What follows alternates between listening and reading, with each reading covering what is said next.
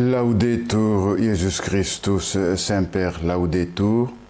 Frères et sœurs, parlons aujourd'hui des critères de discernement des apparitions mariales. Le contenu doctrinal des apparitions mariales doit être en harmonie avec le Depositum Fidei, jalousement gardé dans son intégrité par l'Église. Donc, il doit être en rapport avec le dépôt de la foi, le contenu de la foi, l'intégralité de notre foi. Les critères classiques de discernement des esprits s'appliquent également au discernement des apparitions mariales. Les auteurs classiques avaient l'habitude de discerner les apparitions à partir de l'évaluation. De cette évaluation, premier point, évaluation de la certitude historique du phénomène charismatique. 2.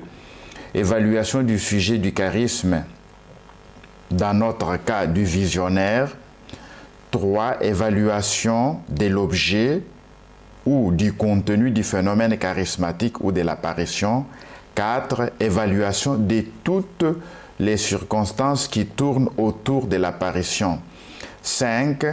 Évaluation des effets du phénomène charismatique ou de l'apparition sur le voyant lui-même, sur les autres, son entourage. Et ici, il faut appliquer les critères évangéliques. 6. L'évaluation de la confirmation possible des miracles, s'il y a des miracles liés à l'apparition. Voici, frères et sœurs, une excellente synthèse de la doctrine classique pour le discernement des apparitions. Et une vision du ciel peut être reconnue alors par ces signes de l'expérience du voyant. Donc on reconnaît que c'est une vision du ciel quand on pourra voir les signes suivants auprès du prétendu voyant ou voyante. Alors le premier signe, c'est la peur et de la confusion au début qui se transforme bientôt en joie et sérénité de l'âme. Donc le voyant a un peu peur, a un peu sent de la confusion. Et deuxième signe, de l'élévation des pensées en Dieu. Alors, si dans une apparition, les pensées ne s'élèvent pas vers Dieu, ça signifie que, ça, en tout cas, ça ne vient pas de Dieu. Troisième signe, de la disposition ou de la disponibilité de l'âme à la prière. Le voyant, après avoir fait cette expérience avec le divin, avec le surnaturel, est très disposé à la prière. 4. De la lumière et du calme qui sont générés dans l'âme. Donc le voyant doit avoir le calme vraiment. 5. De l'humilité profonde et sincère de l'âme. 6. De la honte que l'âme ressent en ne racontant les faits qu'à son directeur spirituel et non avec facilité aux autres. 7. Du fait que l'âme favorite pense que la vision ne dépend pas de son propre esprit. 8. Du toucher que l'âme préférée pense qu'elle n'a rien d'autre que des misères. 9. De l'amour pour Dieu engendré dans l'âme. 10. De l'attirance pour les choses du ciel générées dans l'âme. 11. Des sentiments de détachement que l'âme ressent pour les choses du monde. 12. Du désir de mortification et de pénitence. 13. De la force pour l'exercice des vertus. Maintenant, il y a des marques dans l'objet qui apparaît. Donc, dans l'apparition là, qu'est-ce qu'il y a? Est-ce que ça vient de Dieu? Voici les critères. 14. De la grande décence du visage, de la posture et des actes des figures qui apparaissent qui génère toujours des sentiments de grande pureté. 15. De la vérité que disent les personnages qui apparaissent, ils ne mentent jamais ou ne disent jamais des choses contre la doctrine de l'Église ou contre les Saintes Écritures, contre la tradition. 16. De la sainteté que les personnages du ciel démontrent dans leurs paroles. 17. Des actes ou des paroles des personnages qui apparaissent, qui ne contiennent jamais des choses inutiles, mais qui sont toujours utiles pour l'âme et la gloire de Dieu. Maintenant, comment discerner les visions qui viennent de Satan ou les apparitions, parce qu'il y a aussi des apparitions qui viennent de Satan. Dans la vision de Satan, une vision de Satan peut être reconnue. Voici les signes. Je vais vous donner maintenant les signes qui vous aideront à comprendre que cette vision vient de Satan. Donc, le visionnaire ou le voyant pourra manifester les signes suivants. Premier signe, de la joie et des délices que vous ressentez au début. 2. De l'agitation, de la confusion et de la tristesse du cœur qui suivent la joie des sens. 3. De l'obscurité et de la confusion de l'âme qui reste dans ceux qui acceptent ces visions et ne les contredisent pas. 4.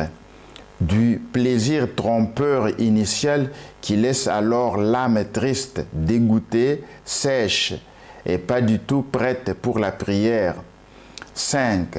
De la difficulté et de la tristesse que l'âme ressent pour s'élever en Dieu après la vision de Satan. 6. De l'orgueil généré dans l'âme qui préserve les sentiments d'orgueil et d'estime de soi. 7. Du désir de cette âme de dire à tout le monde ce qu'elle a vu et tout ce qui s'est passé. 8. De la jouissance, de l'ectatio et des délices dans l'amour impur et pour les sentiments charnels. 9. De la vanité générée chez les personnes visionnaires. 10. De la désobéissance de l'âme qui fait ce qu'elle pense et ne suit pas les conseils des autres. 11.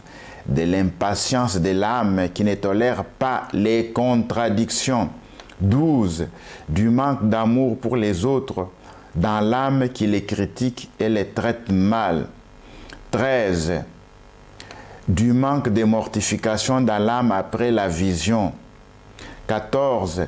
Du bien spirituel que l'âme croit avoir obtenu et qui disparaît immédiatement dès que la vision est terminée, ne laissant rien d'utile à l'âme. Maintenant, les marques dans l'objet qui apparaît, dans la vision là, qu'est-ce qu'il y a qui nous montre clairement, qui nous indique clairement que cette vision ne vient pas de Dieu, elle est satanique. 15. Des imperfections ou des défauts de la figure qui apparaît, et surtout dans le visage, les mains et les pieds qui ont un animal. 16. D'après les paroles prononcées par les personnages qui apparaissent, parce qu'il dit des choses qui ne sont ni vraies, ni utiles, ou vaines, ou nuisibles à l'âme. 17. De la tromperie avec laquelle la figure qui apparaît mélange les choses vraies et bonnes avec les choses fausses. Et ainsi l'âme croit aussi aux choses trompeuses et fausses. 18. De la fuite ou des mouvements de terreur qui opèrent les figures qui apparaissent de Satan avant le signe de la croix ou l'aspersion d'eau bénite ou les mots verbum Dei caro factum est. Souvent vous constaterez que à Lourdes, la maman de, de Bernadette Soubirous lui donne de l'eau et lorsqu'elle jette de l'eau sur l'apparition sourit. La même chose s'est déroulée à Medjugorje. Visca, sa grand-mère, lui avait donné de l'eau bénite, elle l'a jetée sur la Sainte Vierge Marie et la Sainte Vierge Marie a souri. Mais si c'était une fausse apparition, elle allait disparaître. Donc, utiliser de l'eau bénite pour discerner aussi. 2. Le discernement des apparitions mariales doit être conduit et vécu dans la communion hiérarchique. La responsabilité d'exprimer le jugement de l'Église sur l'authenticité ou non des apparitions mariales appartient à la hiérarchie, en particulier à l'évêque local. Chaque évêque exerce son ministère au sein du collège épiscopal en communion avec l'évêque de Rome, successeur de Saint-Pierre et chef du collège. Les prêtres exercent leur ministère au sein du presbytérium du diocèse sous la direction de leur évêque. Par le sens surnaturel de la foi, le peuple de Dieu adhère indéfectiblement à la foi sous la conduite du magistère vivant de l'Église. 3. Les miracles étroitement liés aux apparitions mariales restent les critères définitifs de leur authenticité. Il est utile de citer ici les paroles incisives du saint Odone dans son célèbre article publié dans la Civiltà Cattolica en 1948. Le critère qui assure le plus certainement le caractère surnaturel d'une vision est sans aucun doute le miracle. Mais pour cela, une condition est absolument nécessaire, c'est-à-dire que le miracle ait un lien explicite ou du moins implicite avec la vision, c'est-à-dire qu'il est ce que certains appellent la vérité relative du miracle. Sans ce lien, le miracle sera un optus divinum, une intervention extraordinaire des dieux pour récompenser la foi de quelqu'un ou pour une autre raison, mais il ne peut pas être apporté comme preuve des visions.